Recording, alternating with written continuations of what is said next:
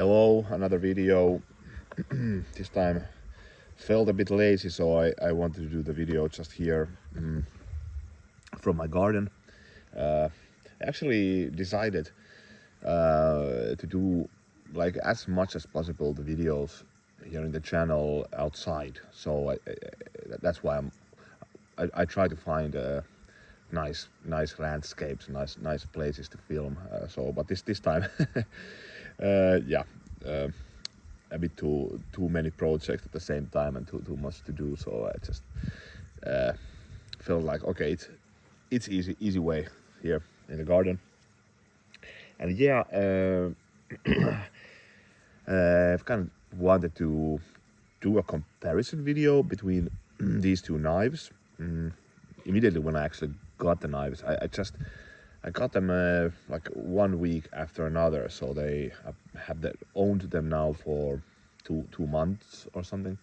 And yeah, then I named the video tongue-in-cheek, like Finland versus Sweden. So it's a silly title, I know, and it's very much tongue-in-cheek.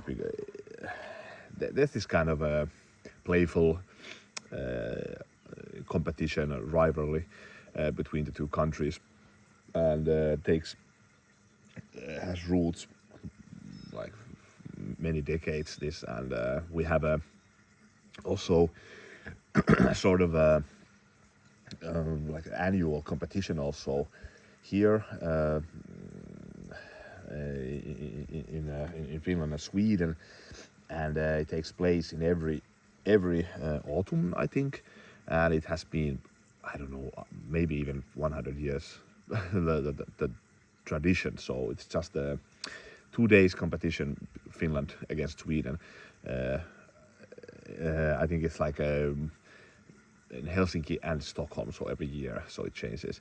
And yeah, it's silly because I like both countries, both great countries, and they both close to my heart. And I know very well Sweden also, and I have Swedish roots, and I know both languages. So yeah, so it's silly. But what can you do? But these knives are.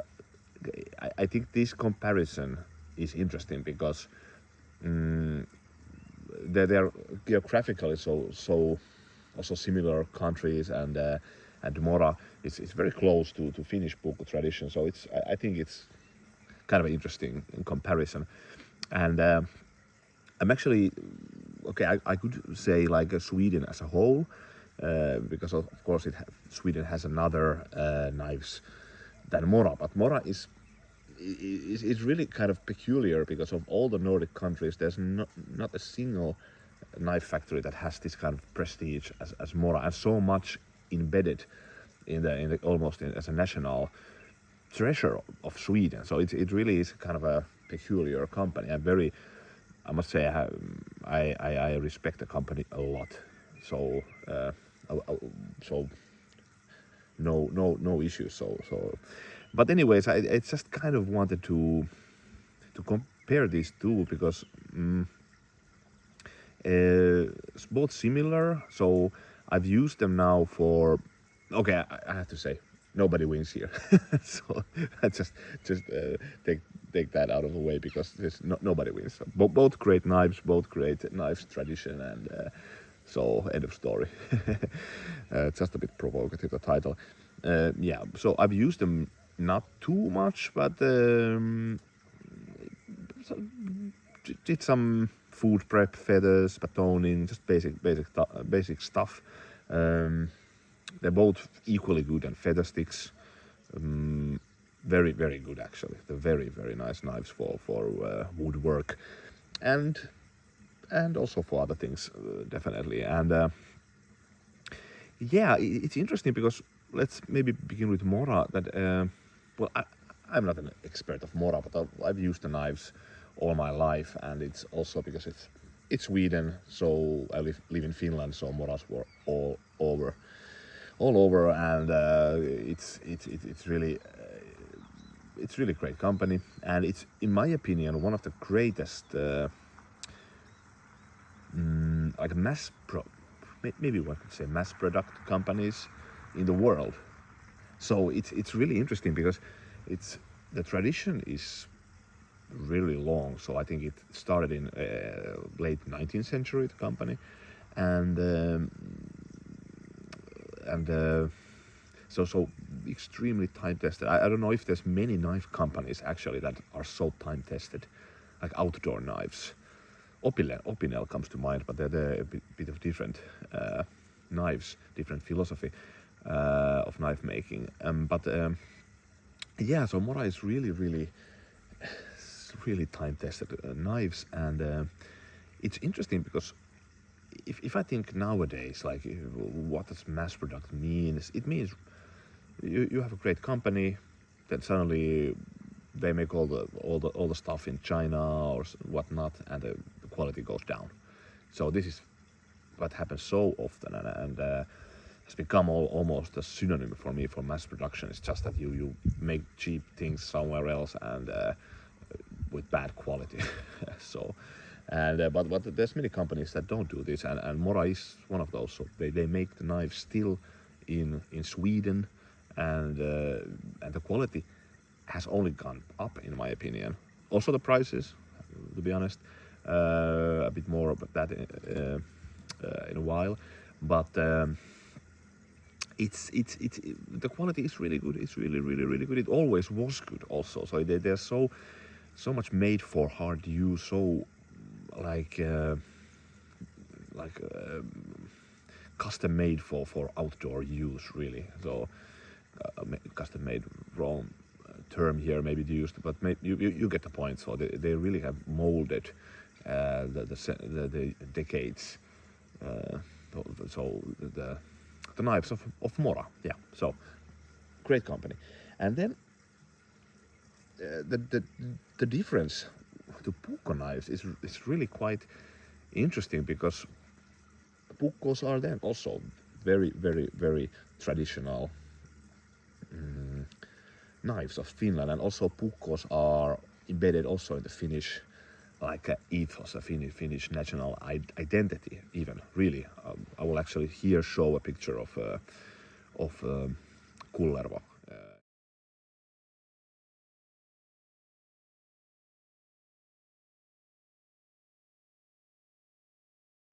His character of Kalevala, from Kalevala.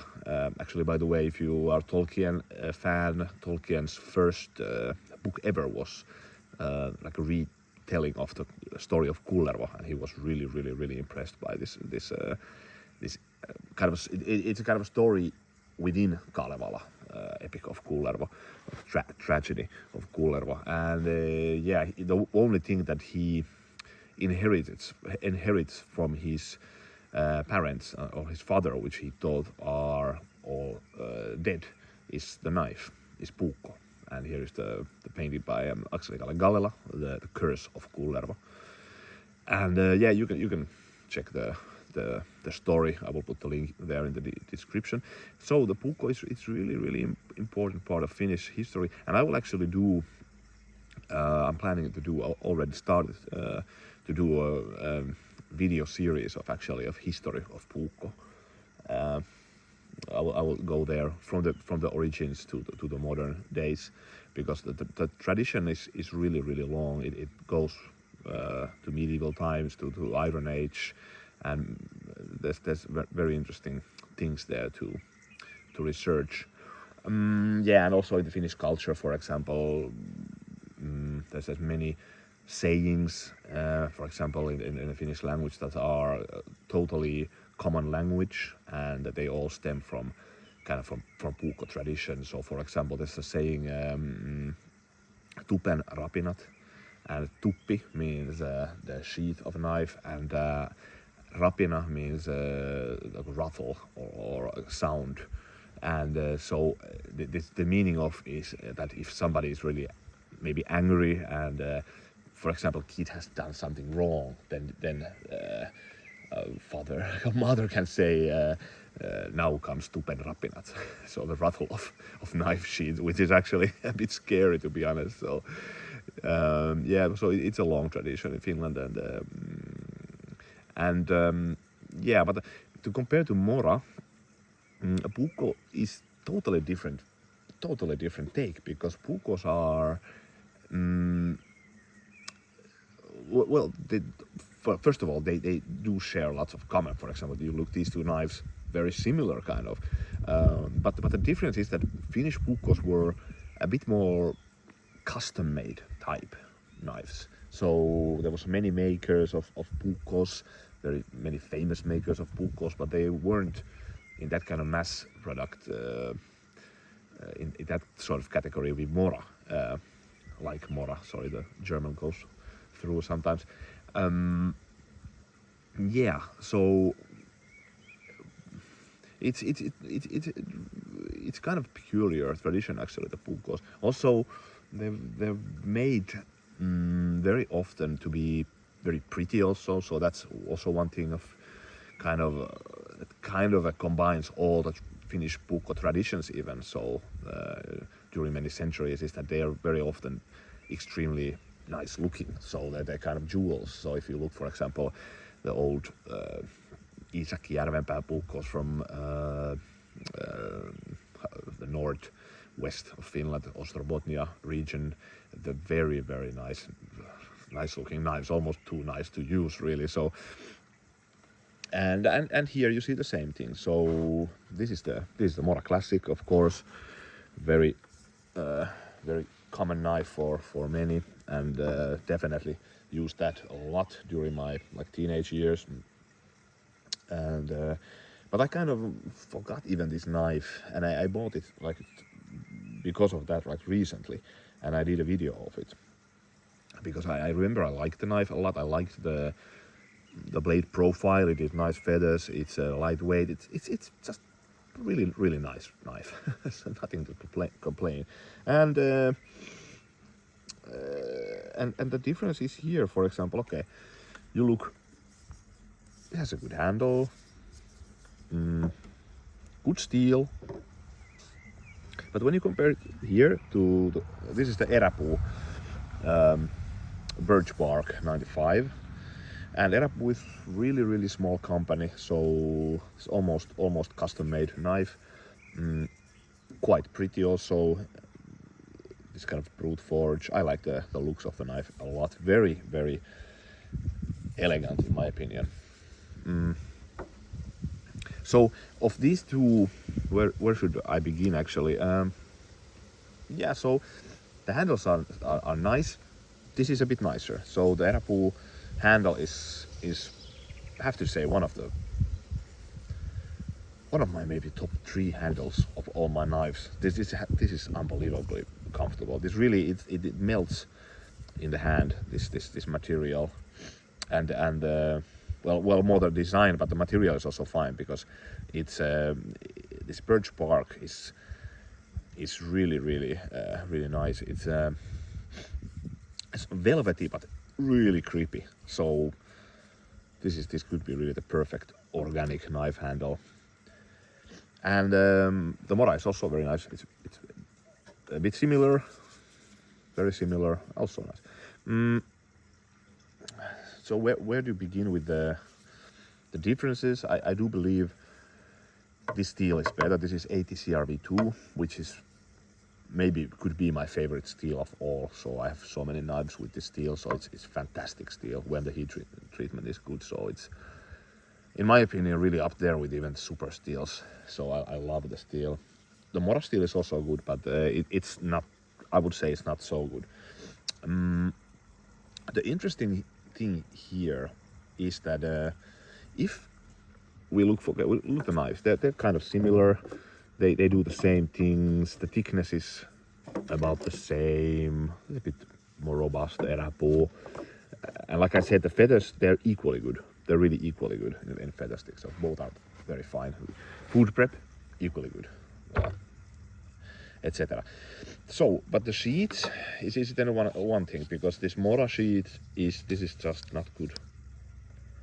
This is not good, this sheet, and I know that there is this Mora Classic Original, which is actually a knife that I really want to buy. So when I get a hand of that, I will buy it because it has this type of sheet. I think it's brown leather, and it's the similar form, because I like very much the form of the sheet. This is very nice, very lightweight, very nimble, very, how do you say it?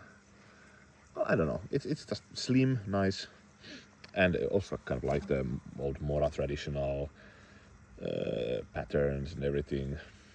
This is the only thing that is leather here.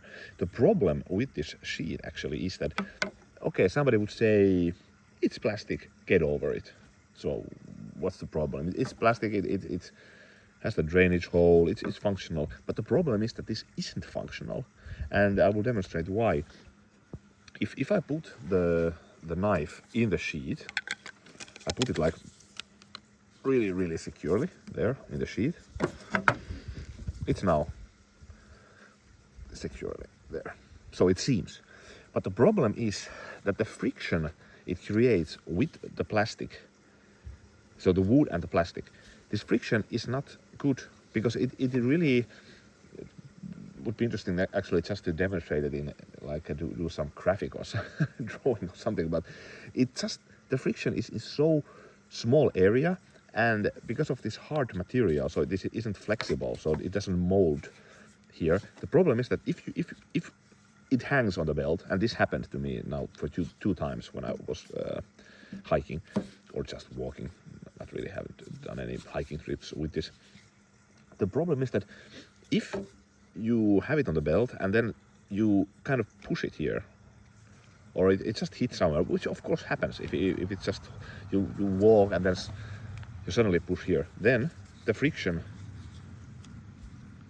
gets lost. And that was just too push. So I noticed I put the knife very securely in my belt when I went outside, like do the walk. After I came home, it was like this. It was just like this. Because immediately when you put it there, and if you can even hear a snap when you kind of push here, then again, and then it's really not good. And you can imagine if you walk 15 kilometers or something, this doesn't hold the knife at all. So in that sense, this is beyond bad, this sheet. And I like the design, that's the point. So I will definitely try to get hold of this original that also has an interesting steel. But there's also some custom-made leather sheets with this Mora form, because I like the form. But then, yeah, compare that to this one, this is fantastic. This sheet, this is amazing. Very traditional, very traditional Finnish puukos. They tend to have this kind of this swept here, or how do you say it, and very good leather quality. And I know I've used this type of sheets so much during my life, and I know I trust them. I know the retention is going to be good even after 20 years if one kind of handles them appropriately. So this helps the knife unbelievably good. So put it here. This is not going anywhere. Absolutely not, because even the friction kind of the birch bark with the rough leather inside. Come on, really nice. So that's one of the issues here. So this was 70 euros, the puukko, 75 I think, yeah. This was 30 euros. I paid a bit less because I had a discount coupon, but if I would take away the sheets, then the thing gets a bit more interesting. So let's say, okay, this was 75 euros, the whole package, so to speak. I take the sheet out. This could be almost like 30 euros worth, this sheet. And with the Mora, this is worth of nothing, the sheet. So where do they then stand, like price-wise, these knives, after this? Quite close, actually, really close. Still, okay, probably maybe this would be 40 euros and this would be 30 euros. Maybe in those lines, and somewhere on those lines. And then it gets interesting. So which one wins in a price-quality ratio, I have to say the Erapu is just, it is just better. And I don't mean this to bash Mora, because I love Mora. And there was actually like very, very nice comment left in my previous videos of I did of Mora knife, and it was a commentator who put it very nicely somewhere on the lines of Mora is the invisible knife, therefore the perfect knife. And that's so well put, because Mora has this appeal also for me, that this, for me, first of all, this Mora Classic is my favorite of maybe all of Mora knives, and I like the wooden handle, I like even the color, so it's just nice. But the thing is that if I would lose this, I could immediately just grab another one. So that's the beauty of mass product also. So there's a knife for everybody, for every situation. If you lose one, you get another one that replaces it. This, on the other hand, is not so, because this is, you have this almost custom-made feel of the knife. So there's no similar type of birch bark handles and everything. So this really is more custom-made. And this is also kind of the difference of Moras and Finnish Puukko's here, because the Finnish Puukko's, they were kind of what is the word, like gems or jewels also. They were so important, like in the many national dresses of Finland, you have the puukko embedded in the national dress. For example, there in Ostrobotnia, men and women carried knives, and even actually our previous president, Tarja Halonen, well, not previous, but she was a president of Finland, and she wore this traditional Iron Age, how do you say, puku, dress from Iron Age that had also puukko in the belt, of course, obviously a replica. But there was actually a bit of a controversy in the newspapers and everything, that how can she carry a knife during a the point is that we have in Finland this kind of a ball of independence, and it's in the presidential palace, and all kind of important people are invited there, and there's the president does handshake every guest, so that's Finnish tradition. And she wore this kind of Iron Age dress with a knife there. And also famous President Urho Kekkonen, also famously had a affinity for puukkos. He was a great outdoorsman, fly fisher, hunter, and there's many pictures of him, like even in the presidential palace. So he has this traditional Tommi puukko in the belt. So they were considered kind of a beauty objects also. That's why the sheets are nice. That's why also here is some nice design and everything. Yeah, but yeah, like I said, it's just my kind of ideas between the two great traditions. Nobody wins. I love both of these. Like I said, Mora has, I would say, as a knife, this Erapu wins. Here I would pick this. It's just it's custom made. The handle geometry is, in my opinion, better. The steel is better. It's a bit, I would trust much more my life to this knife, sure. But then again, this doesn't lose so much, and the beauty of Mora lies a bit elsewhere. So this is just my my take on the matter. Nobody wins. Both great traditions. I love them both. I use them both, and I like both countries. Love the language. I know the both languages. No competition. Nobody wins. Anyways, except I think outdoor people all over the world wins, because they can use Finnish puukkos and Mora knives. So, but anyways, this is just my rant on the matter. I hope I didn't bore you too much with this, and I will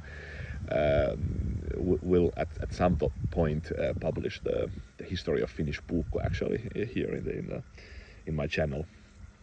But hey, take care. Thanks for watching. See you later.